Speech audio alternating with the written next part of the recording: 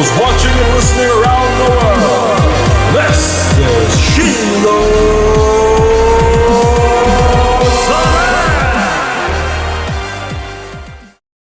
Ladies and gentlemen, John Doe's back with us. Howdy, howdy. How you been, good man? How you feeling? Feeling good? Feel good, feel good.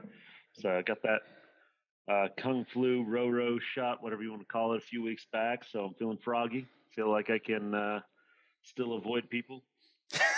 I'm not going out. Like I see a few people, same people, and I'm like, I'm good. I'm still staying at home, washing my hands. Same thing I said. I think Christmas of last year. So you How got about you got the first shot? So I got the Johnson and Janssen. Oh, you got the. Yeah, so I got that 2 days after. They're like, by the way, people are dying. I was like, great, thanks guys. So I appreciate the hell out of that. Nothing happened with you? No, specifically speaking, I believe you have a higher risk of blood clots with birth control, and I don't take that. So Interesting. I figured I was good to go. So, did you even get any other symptoms though, as far as fatigue or chills from? Oh yeah, it's like when you take a flu shot. Sometimes about 14 hours later, I felt like I just had a pretty decent flu.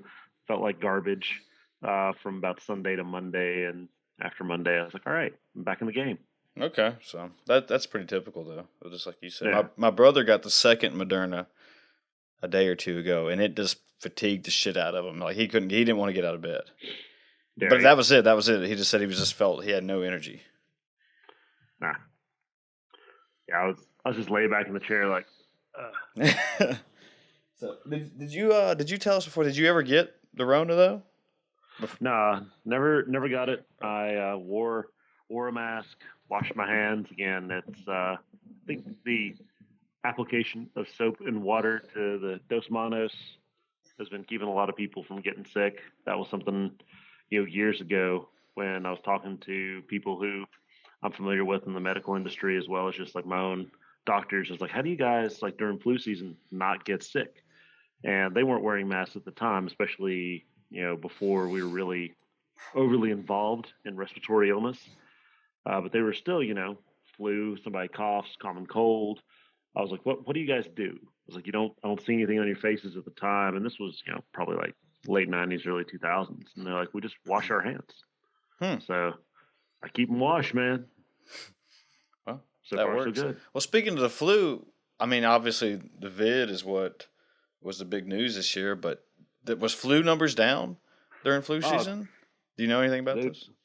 What is it? I think there's a conservative joke running around now where, thank God nobody died of the flu. Flu numbers are at 0, and you don't hear any reporting on it. I haven't been able to find decent information online. Using my Google Flu to say like how many people have died of the normal flu strains this year, because typically we'll have in several thousand flu deaths. Again, it's the same thing as COVID. People who are at risk, they get sick, there's complications, and all of a sudden it's like, well, what they die of? Well, it's a stress on the heart caused by the flu. And now COVID, it's like, well, stress on the heart caused by COVID. And that's interesting. But I haven't really seen anything come out because all the numbers are COVID. Yeah, like the flu's almost been forgotten about this year. Right. But it is kind of interesting. I do wonder if the flu, if there had to be some people who still got the flu, because it's just every year it happens. But I just wonder what the numbers are in comparison to previous years. I don't know. And then you wonder if the social distancing, and maybe because more people are wearing masks and, like you said, washing hands, the flu just kind of became non-existent almost. Almost. I mean, we'll see. I think again, people kind of hanging back, washing their hands. I mean, wash your filthy fucking hands, people. Like, come on. Didn't they used to touch stuff? Numbers about the amount of people who say they wash their hands versus that don't, and actually when they walk out of the bathroom, they don't wash their hands or anything.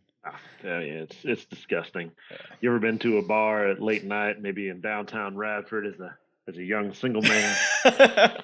Everybody's like walking in and out of that thing, holding all pieces and parts, and they're like, "Oh yeah, I'll wash my hands." I'm like, "You didn't even get near the sink, bro. Didn't even come near." Yeah, it's like you just splashed water on them and just rolled. Even if you did that. It's like, here, take another shot. You'll be all right. There was a movie. I think it was. I don't know if it was Along Came. It was Ben Stiller was in it. I can't remember if it was Along came Polly.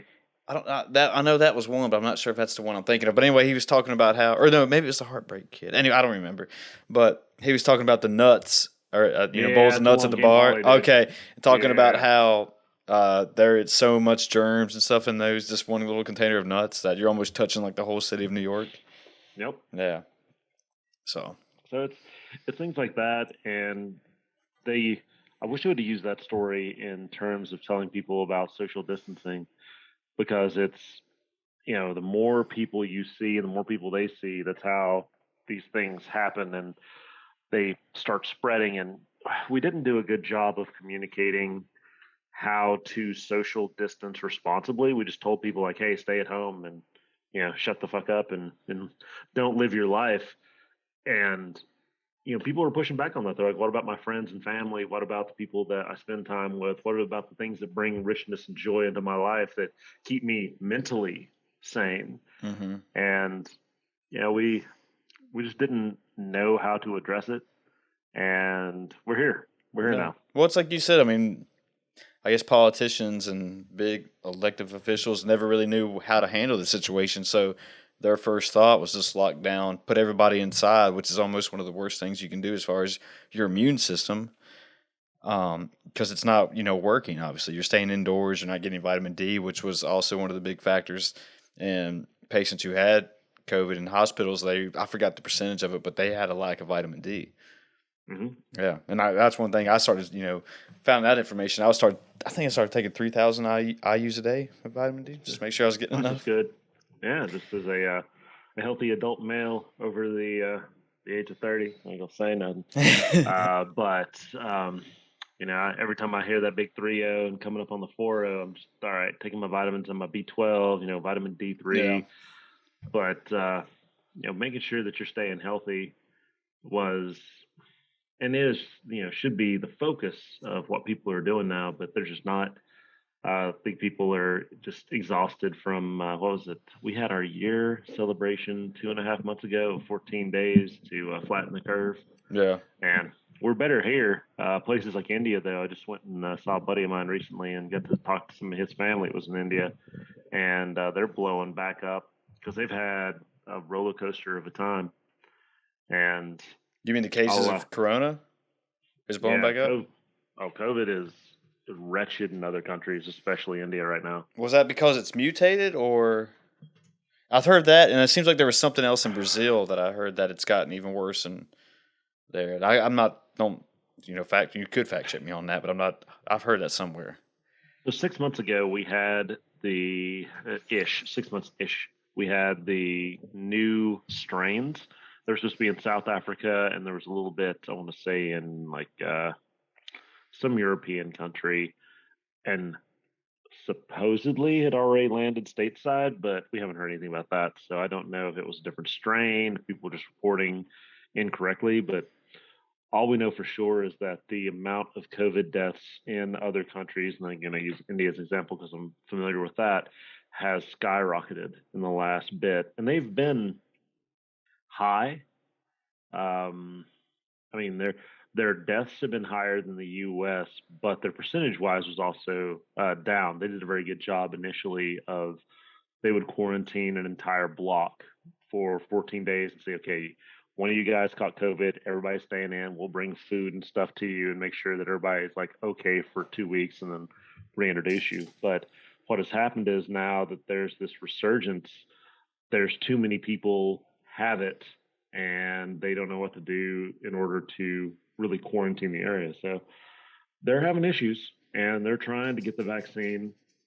I was telling a buddy of mine, we live in a first world country when we can pick and choose what style and type of vaccine we want based on our personal beliefs and feelings, as opposed to being lined up in cattle cart style and somebody sticking us with the needle like, what's this for? It's like, it's for your health.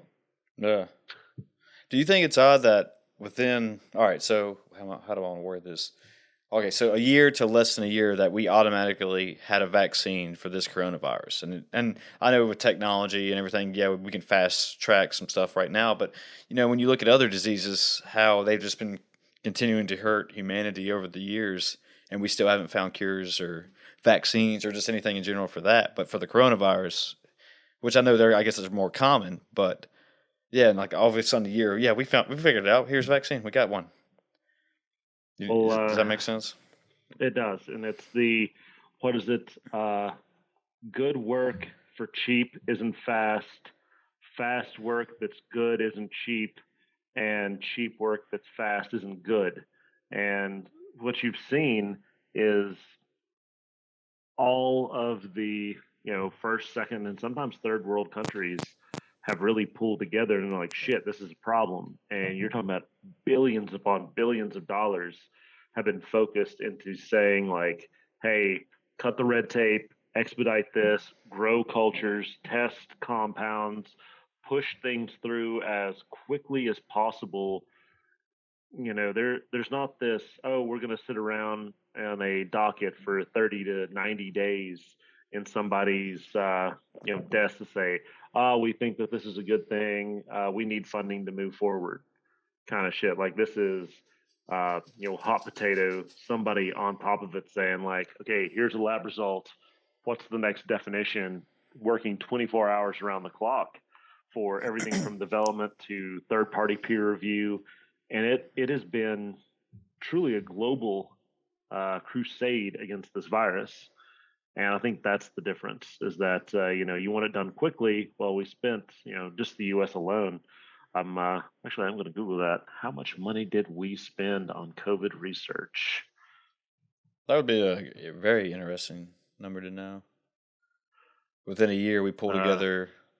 I wonder if that's going to include stimulus checks. No, I guess that really wouldn't go towards research. So, but yeah, it's weird. We could just make up new stimulus plans. Not make them up, I guess, but all of a sudden we have $1 trillion stimulus plans to throw out there. And okay, so let's see here on Data Lab, USspending.gov, and you know me, I'll send you a link. yeah, everybody can check that out. 90% of the 2.59 trillion in COVID funding was appropriated to 4 agencies: Department of Treasury, Department of Health and Human Services, and then it cuts out. So I'll click on that, and it's like, how do federal dollars move to the American people? And it's like, they don't move very quickly. But that might be also a false positive by Google. This is looking more and more like the new loan that's coming out. So I'll do another deep dive, but I'll still share this link. Yeah, that's fine. It's always good to know how the government's spending your hard-earned dollars, because remember, without you, the government has no money. True. What the new loan? What did you mean by that? I don't think I've heard about this. That's coming up. It's new stimulus. So everybody getting them stimmy checks. So they're going to do another stimulus check. Oh yeah. What's I haven't heard about this. What month is it? There's a new stimulus. Every time a stimulus gets passed or failed, there's a new one coming up.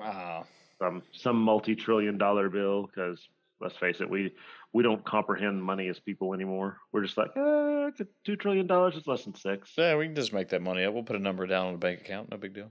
Yeah, I mean, what is it? Somebody put monopoly money out and the U.S. currency, and it used to all be like a nice green with a shade of white. Now you have like hundreds are a blue, and we're kind of trying to get fancy colors. It's like, just jazzing up money, making it look cool. We print it out, and people still take it when they go buy bread. So, do you think big, cryptocurrency is going to be the new dollar for Americans, or I guess humans?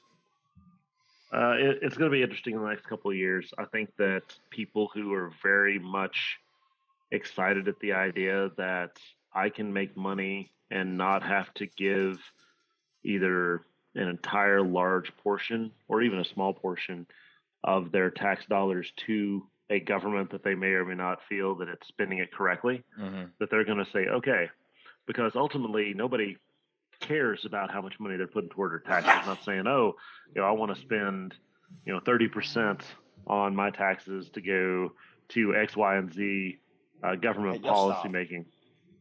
Go Oh, ahead. that Sorry. dog. Sorry. Go ahead. It's all right. I think it's a dog. I hope it's a dog. Yeah, they're But, growling at each other. yeah.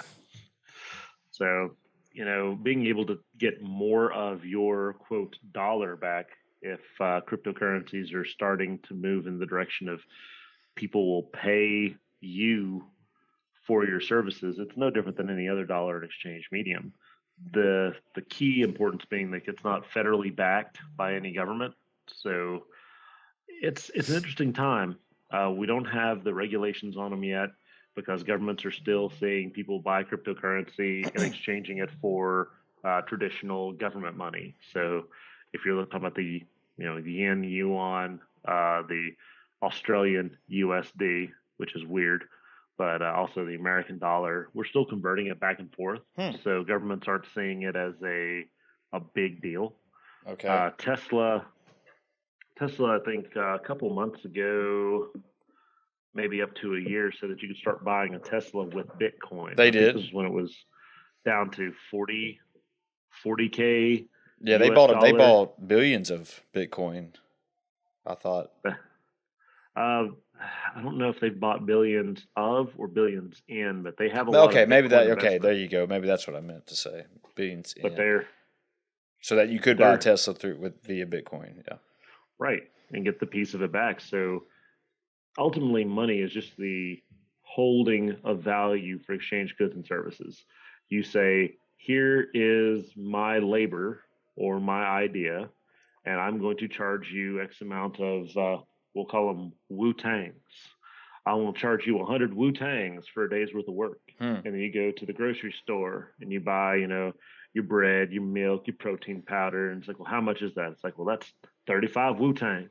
Yeah. Well, you take the rest of your 65 Wu-Tangs and you're like, I'm gonna go get beer with my Wu-Tang. I'm gonna go get some gas with my Wu-Tang. I'm gonna pay some bills with my Wu-Tang. But it doesn't matter what currency name you have, as long as you're making the money and then you're able to exchange it for what you want. There in itself creates value. It's just a designation of the barter system. And countries have done this for a premium for hundreds upon hundreds of years. It's what taxes are. They basically say, we're going to make sure that your Wu-Tangs are worth what you think your Wu-Tangs should be worth. Mm-hmm. Well, with the inflation of the dollar, especially in the US, that people are just like, I don't think that my dollar's worth anything. And when we shifted from a currency or from a dollar to a gold-backed dollar in 72 to a currency, now it's like, well, what is my money actually worth?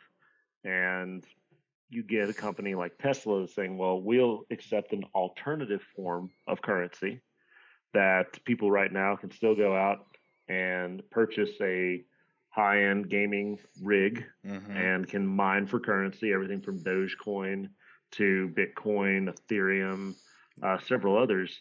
If you can get this and then trade it for a good, then why bother having the US dollar? Why bother having the euro? Because if you're exchanging it, it's just a placeholder for what you want anyways. So depending on how countries start setting up either a tax or a penalty system or just outright say you can't have it, will determine how that goes. And the people will either say, yeah, you're right, sorry, or they'll say, fuck off. This is how we trade money now, and you're not getting a piece of the pie. Sorry, boss. Yeah. Have you ever mined for Bitcoin or any of those? Not yet. I know several people that do. Yeah. And it was good back in the day because every time, and I've done a little bit of research, not enough to make myself anything other than a qualified idiot. But every time there's a hash created and it's a problem that must be solved by computers. And then once that problem is solved, you mine a coin. Well, when you mine that coin, it creates a hash, and then you have a more difficult problem to solve. So at the initial stage of a Bitcoin or any sort of digital currency, it's really easy to solve the problem. It's like 2 + 2. then 2 plus 2 plus 2. And again, this isn't exact, but I'm giving you examples. Yeah. So 2 plus 2 plus 2. Well, then 2 plus 2 plus 2 plus 2. And then if one person's solving it, it's like, okay, it's pretty good, pretty easy. And you're solving 1 or 2 problems a day. Well, all of a sudden, 5 people are solving it. And the first couple of days, they're solving 20, 30, but they keep getting harder. So now, 30, 50 people are trying to solve it, and they're still solving, 10 or 20, but then the problems are getting harder. And that's like, okay, we have 500 people that are solving it, and we're getting, 10 problems solved a day. But then in a few days, and excuse me, I'll try to find it. There's some really good examples online of what it is to look up Bitcoin um, difficulties. And basically, it's a chart, and then all of a sudden, and it'll start going higher as far as the difficulty to solve the problem, which is the way you would create another coin of that type. So at a certain point, you're needing to have hundreds of thousands of computers simultaneously linked to work on solving the problem, which is how people will solve or mine portions of a coin. Okay.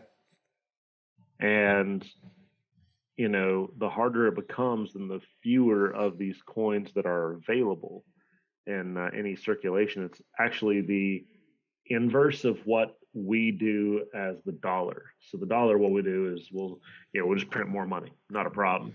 And then the cost goes down because it's like, well, I used to be able to buy bread for $3, but everybody's got so many dollars, it's going to be $5 because I need to adjust for that inflation. Whereas cryptocurrency, once it starts getting so difficult to mine, that's kind of it. There's so few of them that are coming into production. Now you see, I'll actually look it up. We'll use that filthy app known as Robinhood and just see right now what Bitcoin is worth. Thought it was mid-50s last time I looked. Yeah, 56. It was at 64K a couple weeks ago. But Yeah. it's 56 right now. 56, 6, 23, 22, somewhere in there. Okay. So, people are either going to say, yeah, I think that this is valuable and I want it, or they're going to be like, I don't care. It's too hard to get and I'm not able to trade for it. So it's a complex question that the government is considering to weigh in on, but with COVID and everything else, they're just, it's a secondary. Yeah, they put it on the back process. burner. Well, Yeah. there's some research I've read that one Bitcoin, maybe by the end of the summer or end of this year, I can't remember exactly, would be worth 6 figures. And like you just said, like it's going to double in value by the end of this year. So I know a lot of stock people are always trading it and investing in it, and you're not, Bitcoin, like you said, Litecoin and I forgot the other one. Doge is the big Doge one. is big time right now too. So- Especially where it went up like a couple weeks ago too. It got almost 50 cents or something. People became millionaires. Yeah. So the crazy thing about that is that even about a month, I think it's like a month and a week ago, we were talking about it and put some money on Dogecoin. It was worth it was worth basically half of a cent or less. I'm trying to remember how little it was worth. Like you could buy 1,000 of them for $5, maybe 50 cents or something. Well, it moved 2 decimal points to the right. So, I don't know about you, but somebody drops $10,000, all of a sudden that's $1 million. Easy. And there's actually a meme about that. Someone said that, yeah, this guy dropped 500K into oil and lost everything. And some dude dropped, a couple grand on Dogecoin's now a millionaire. I've seen that. True stocks. Yeah. That's all stocks is gambling. You think that, hey, I think this is going to be worth this toward the future, and boom, there we are. Yeah. I've been dabbling a little bit more in that, trying to get more research in that, and trying to look at day trading and crypto trading more. But I dabble in Bitcoin, but I mean, I'm not every day in here trying to sell it and buy it back, resell it, and do the whole buy low, sell high thing. But it is interesting though to me right now. Very interesting. Yeah. I mean, a lot of people find it attractive because you can, take the money that you have that you may not be spending going out and and interacting with restaurants, with bars, with any sort of service provider, movie theaters, Mm-hmm. unless you're investing in movie theaters, that's different. AMC, baby. To the moon. And buying video games, the GME stock, all of this stuff.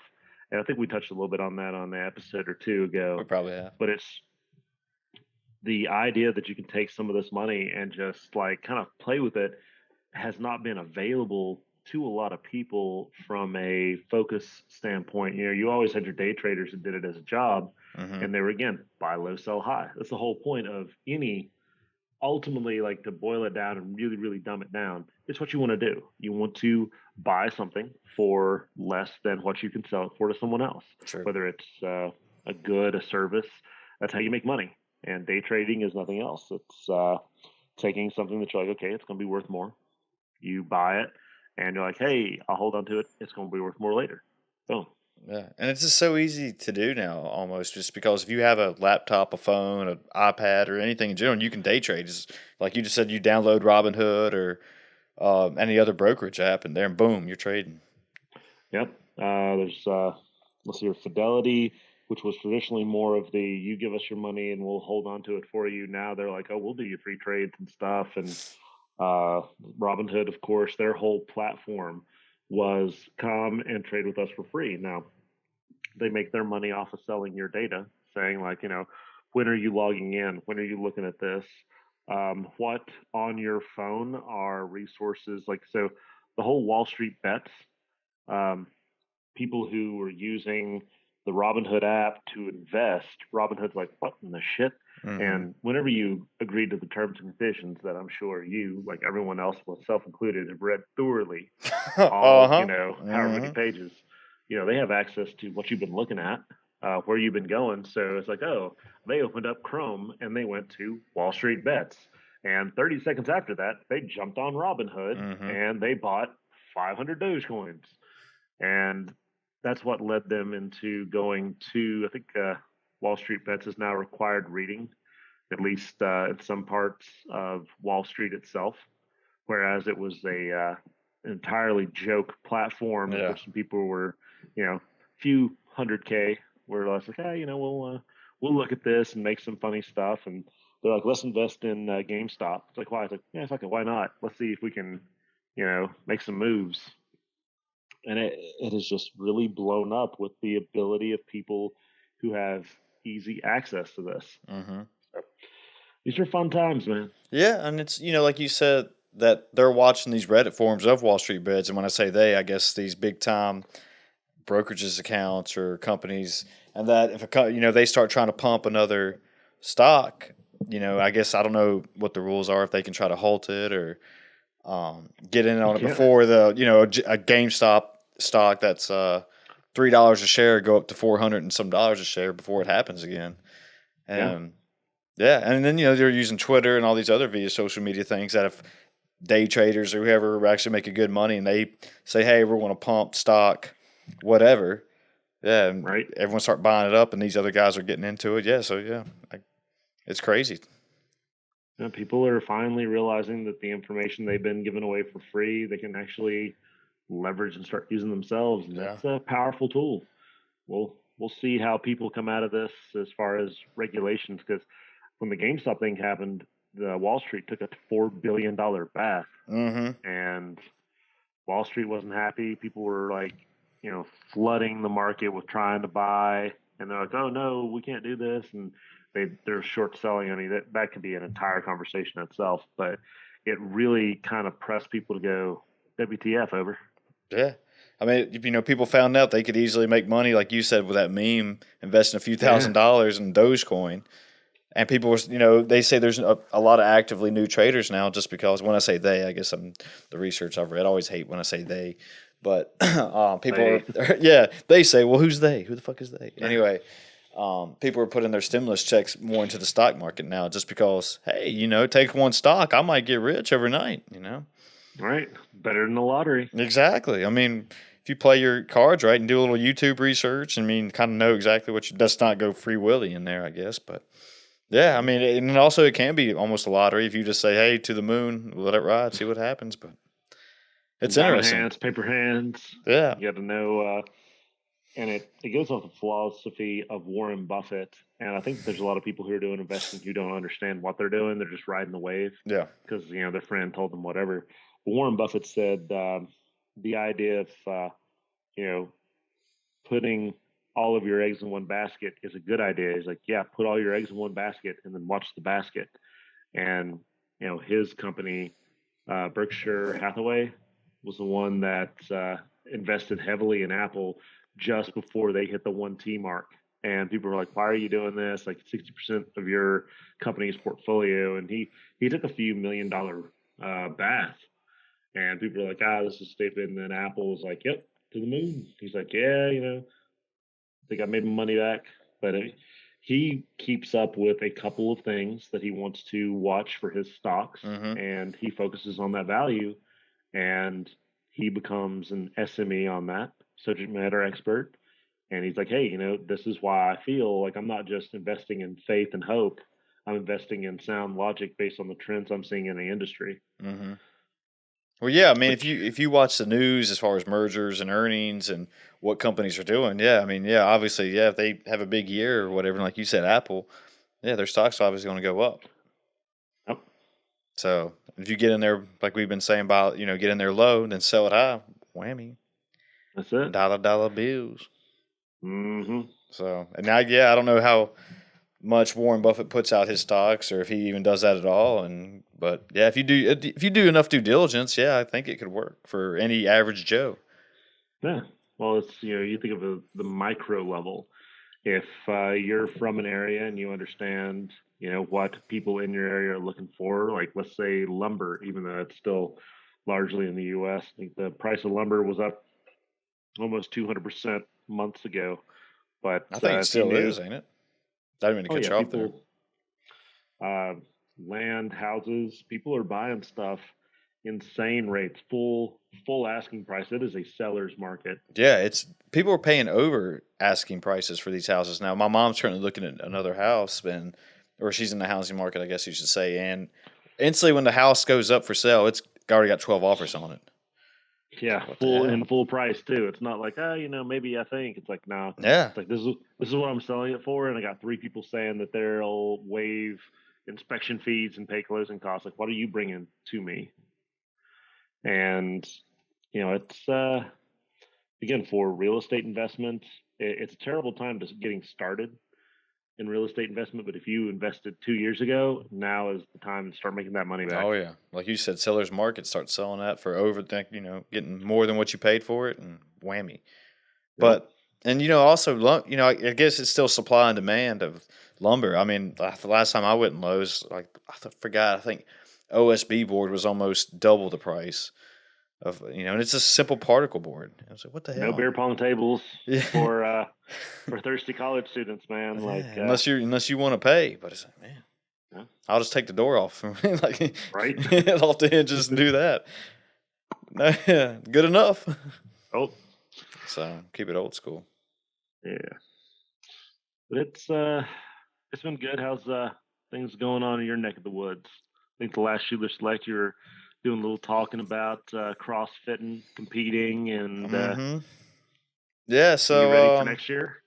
Well, I also qualified for the age group for this year, and that starts this week. So I qualified overall, and then I don't know if you know how CrossFit works, but they break it down into almost a master's division, which is the masters are the older gents and ladies. Right.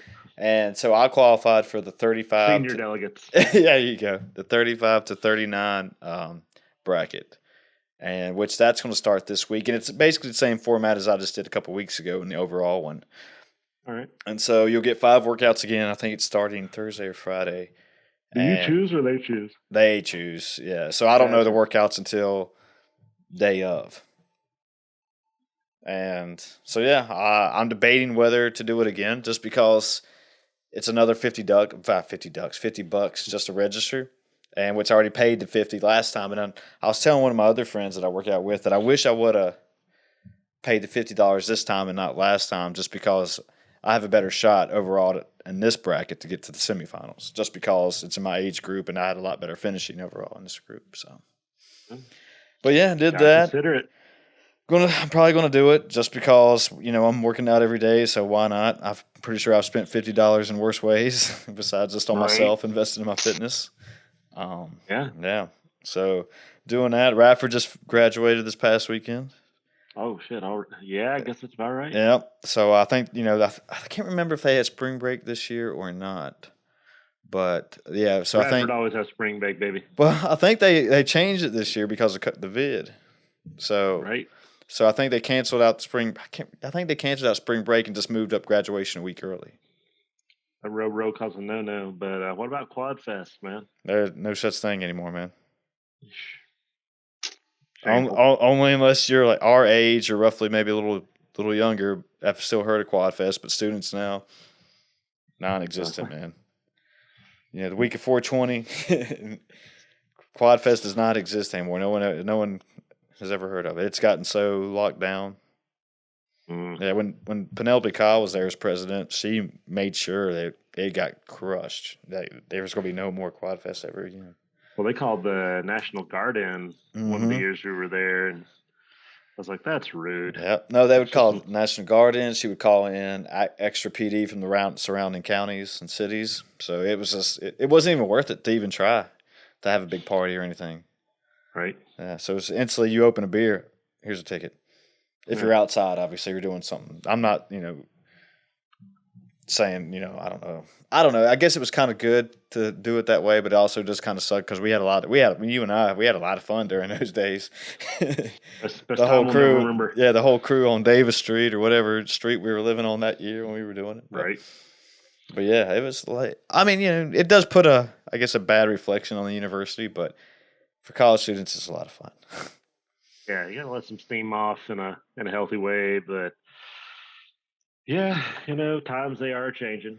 There'll be parties, somewhere else some other time. Yeah, I mean, now when students, they were partying and having big group togethers, it was just because obviously social distancing. That's the reason they were shutting them down this year. Right. Yeah, and then Radford would send out emails to saying, "Hey, we're aware of extracurricular activities going off on campus. Please refrain as much as you can from doing this, blah, blah, blah." So, right. Which, I guess you got to understand. They're just trying to do, like we were talking about earlier, people not knowing what to do. And this is the approach Radford took to try to figure it out, Because, at one point, Radford was one of the hot spots for COVID. Yeah. For, a week there, I think it was. So. It's like, guys, we need to figure this out. Yeah, we got to stop this down. We don't want little Radford City just to be a hot spot for COVID, like New York was and stuff. So, seriously. But yeah, I mean, but things still going pretty well. Other than that, yeah, made it through the school year. I think work wise, it might slow down a little bit, obviously during the summer, but that's how it goes. Right. Yeah. And then it seems, you can actually order a drink at a bar now at Sharky. Yeah. So, yeah, we went down there and got some food. Was it last Friday night, 2 Friday nights ago? Yeah, and there, our waitress said, "Hey, yeah, you can actually walk up to the bar and grab a drink if you want to." Now I was like, "What?" It's like the first time drinking again. Like, what the hell? I'm 21. Like, I can walk to the bar and get a drink. Damn. So yeah, that was kind of actually just made me feel good that it seems like we are as a whole coming back to a sense of normalcy in this country, but could get locked down again, just depending. But never know. But it seems like there is a light at the end of the tunnel that more people are getting vaccinated and things are starting to open up more and people feel safe again. So yeah, and we are a nation of feelings. Doesn't matter if we're actually safe. If we feel safe, then people are all right. Yes. But yeah, there's a lot of states have been opening up. I think Tennessee started opening up.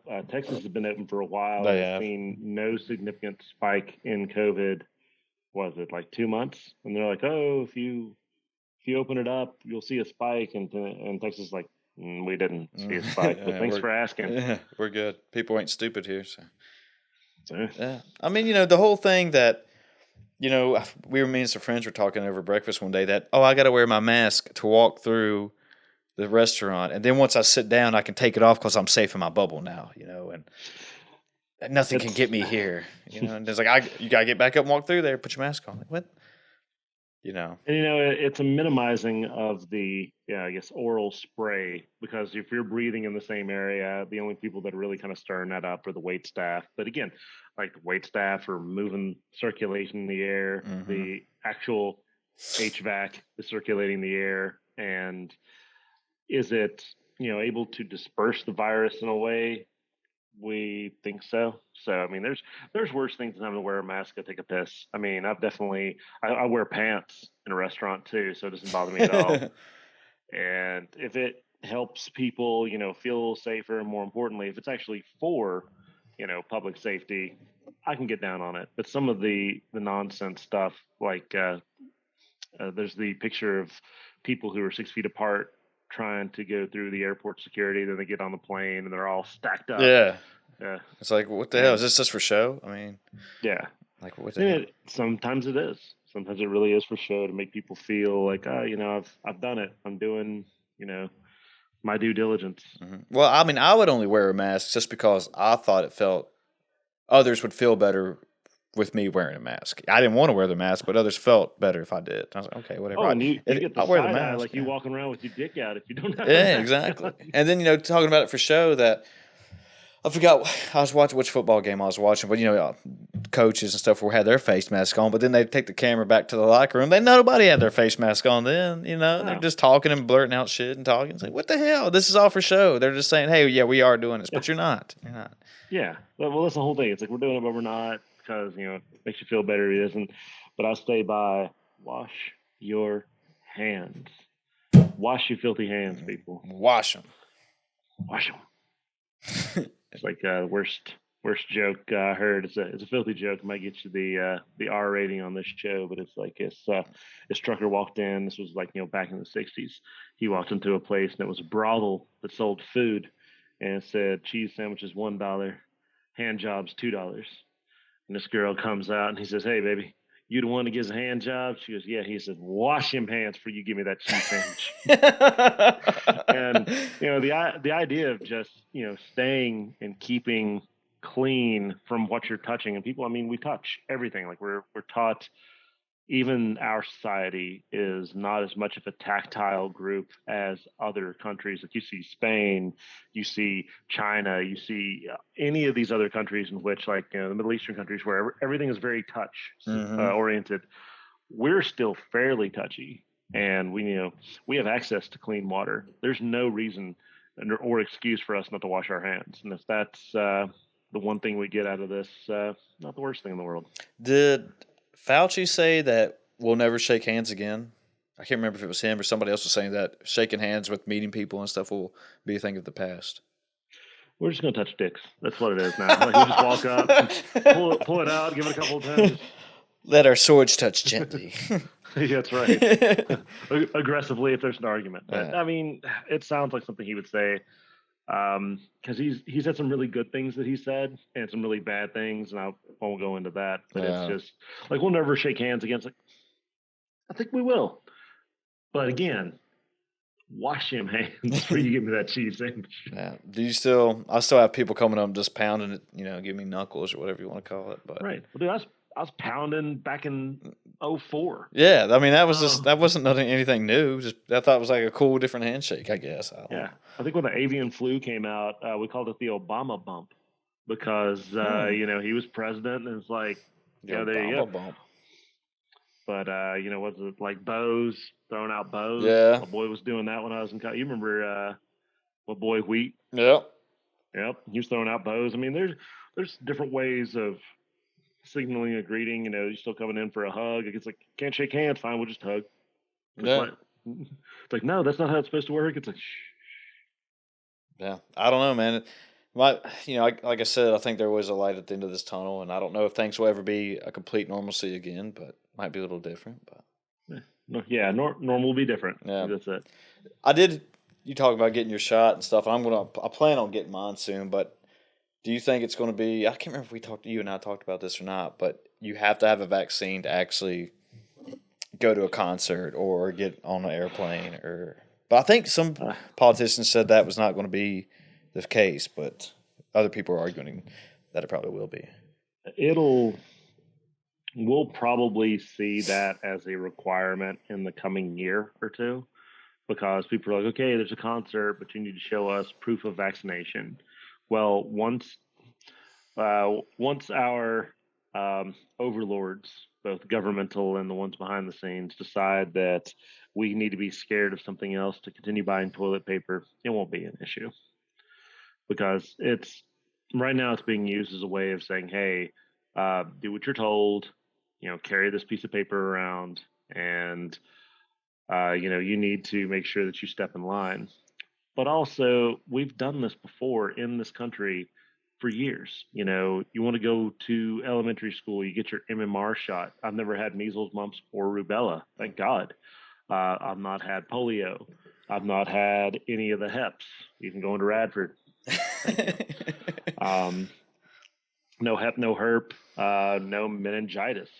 You know, the idea that people want us to take this shot because this particular one is the one that gives us 5G is the dumbest shit I've ever heard. That is, yeah. I read that too, and we like, who is writing this? I mean, what the hell?